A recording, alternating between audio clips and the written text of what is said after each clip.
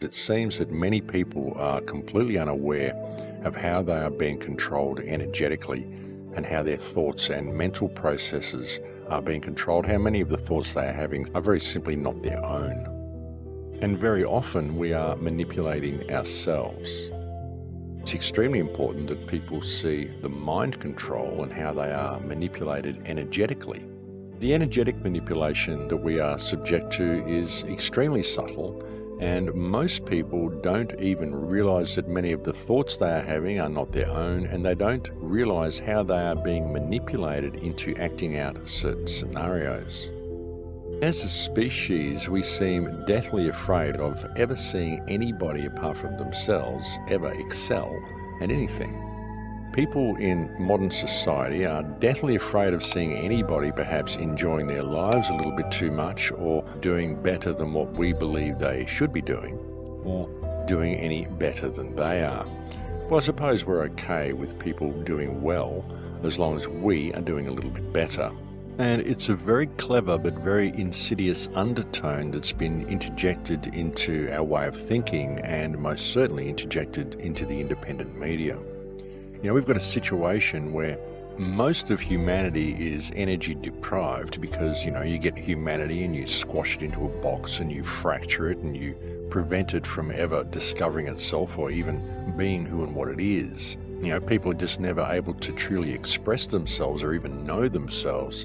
And you end up with a situation where people are completely disconnected from source, and their most readily available source of energy is other people. And so the easiest way for them to get energy from other people, of course, is to hack down everybody they see around them who may be excelling. And this, of course, prevents humankind from ever moving forward, because anybody who has a good idea or really wants to make some change is immediately hacked down and told that he has to be part of the general throng, because there are no tall poppies, there are nobody that excels, there is nobody who's better. So all of these things are taken to an extreme, folks. Sure, we're all equal. There's nobody who has more value than anybody else. But people have creative ideas, and these ideas should be put into practice, and people should be allowed to have these ideas. And tall poppy syndrome prevents this from ever happening. It prevents real lights from ever truly being able to shine. But that's what happens, folks. You take everything you can from human consciousness and you squash it into a little box, and in that situation people kind of enjoy hacking down everybody around them because it's a really readily available source of energy for them, and that's just the way it is, and that's the way our society has become. And it's kind of disturbing, but it's just a part of our society. It's a part of our mental makeup now. And of course, I'm speaking generally, folks. It may not be part of your mental makeup, but as a species it is part of our general social makeup, and very noticeably so. And as I said, this happens because unfortunately most people are so disconnected from source now that they are simply not able to get energy, and so their most readily available source of energy is other people. But we're at a very pivotal time at the moment. We're at a very pivotal emotional time, and that's very obvious by what's been happening in the last few months, in the last year. Everybody's been going through it. I've certainly been going through it. There's been major changes in my life and in my relationships with people, and I know a lot of people that have been going through the same thing. There's been a lot of changes in their lives and in their relationships with people.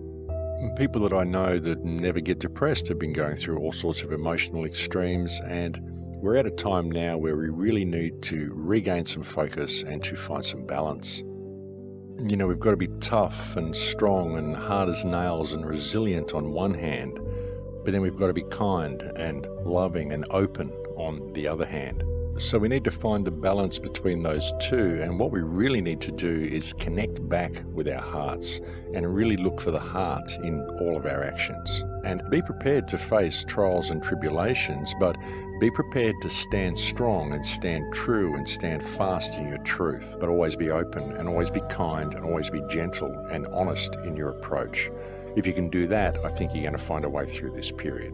If you can make sure you're always centered in your heart and your actions, I think you're going to find that you are going to be able to avoid the trap of slipping into that energy harvest where you're just harvesting energy from other people.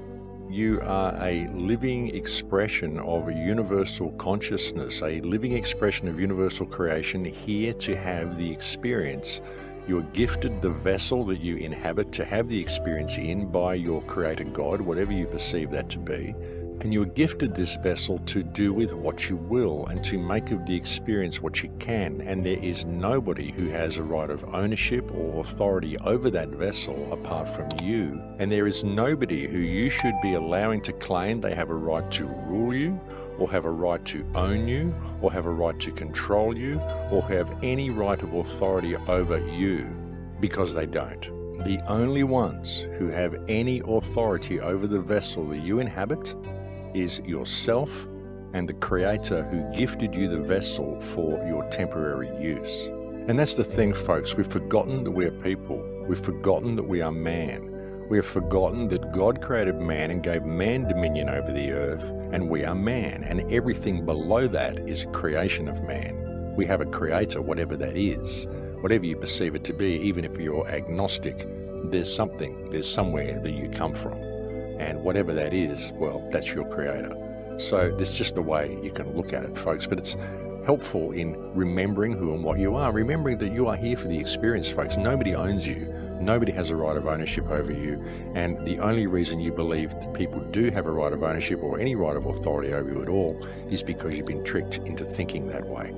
And it's imperative that we break out of this programming. You know, just knowing who and what you are, that is the most empowering information that you can have. And when you know how to stand in that, you know, as soon as you realize that you are a living vessel here for the experience and that no one has authority over you and that you are man, God created man and gave you dominion over the earth, just knowing that one simple fact is power.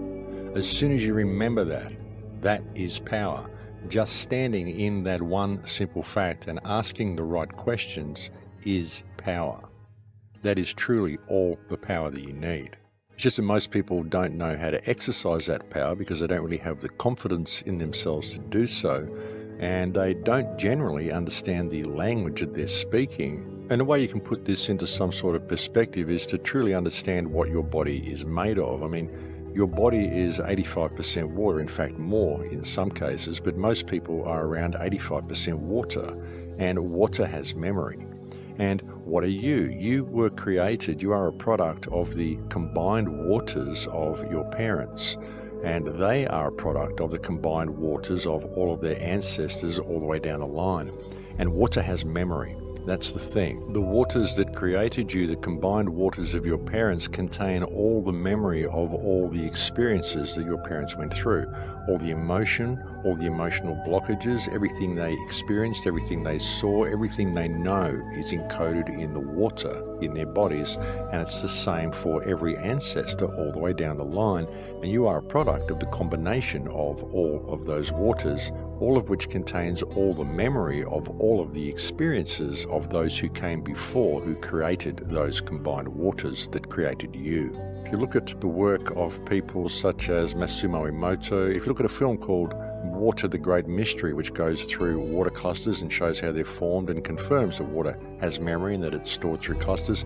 If you look at the work of people such as Victor Schauberger, who did some absolutely incredible work way back in the 1930s and 1940s or even before, Victor Schauberger actually showed and proved that water is a living, conscious substance and that it also actually gives birth to itself. He performed experiments where he witnessed pools spontaneously giving birth to water, instances where pools suddenly gained a third of their size and all sorts of stuff. Like truly, really, really amazing work. And I would highly recommend, if anybody wants to understand water, that they look into the work of Victor Schauberger. But anyway, what we find when we look into all of this work is that water contains a memory and that it's stored in water clusters. Water is quite literally the RAM drive of this earth, and it contains all the memory of everything that came before. You are a result of the combined waters of all your ancestral chain, and some of the blockages that you may be experiencing may well be ancestral blockages.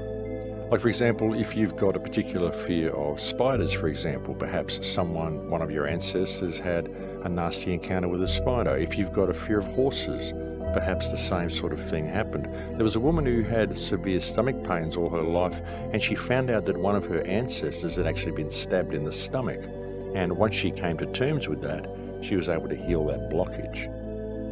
So all these things show that water has memory, and so it's very important to understand what your body is. It's It's like a biological computer, only it's analog, it's not digital. And that's another thing that they've attempted to do, a very clever thing, is they've attempted to superimpose this digital signal over our analog vessel. But you are analog. Everything that is living is analog. We are basically a living analog system, and everything that we are, all of our emotions, all of our experience, all of the experience of our ancestors, everything that makes us who we are is encoded within the waters that are contained within the vessel.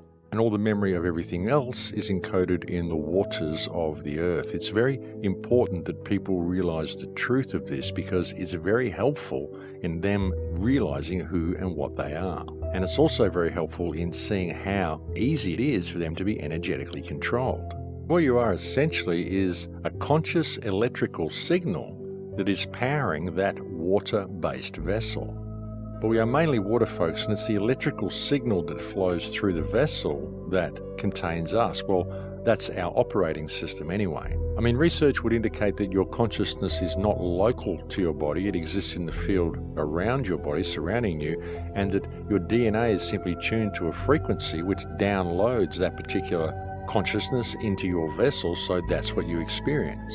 And it's all run by electricity, folks, because this is an electrical universe. Everything is electricity. Really, when you break it down to its component parts, folks, it doesn't matter whether the earth is round or flat or hollow or concave or holographic. It doesn't matter, because really, when you break it down to its component parts, everything is electricity. Everything is energy. Remember the words of Nikola Tesla, who once said that if you want to understand reality, you need to think of it in terms of energy and of frequency.